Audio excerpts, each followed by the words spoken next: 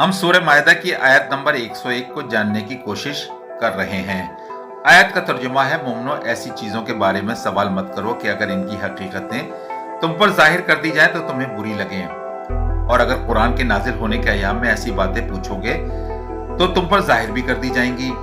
खुदा ने ऐसी बातों के पूछने से मना फरमाया है और खुदा बख्शने वाला बुर्दबार है। रसूलुल्लाह सल्लल्लाहु अलैहि वसल्लम का इरशाद गिरामी है, मुसलमान होने की खूबी यह है कि आदमी फजूल बातों को छोड़ देता है। मालूम हुआ बहुत से मुसलमान जो फजूल बातों की खोज में लगे रहते हैं। मसलन मूसा अलैहिस्सलाम की वालिदा का क्या नाम था, नूह अलैहिस्सलाम की किश्ती कितनी बड़ी थी, या फिर बनी इसराइल के गैर जरूरी सवालात, गाय कैसी हो, इसका रंग कैसा हो, उम्र कितनी हो, वगैरह वगैरह। वो जितने सवालात करते जाते शरायत लागू होती जाती, जबकि जरूरी मसाइल और अहकाम का जानना हर मुसलमान के लिए जरूरी है।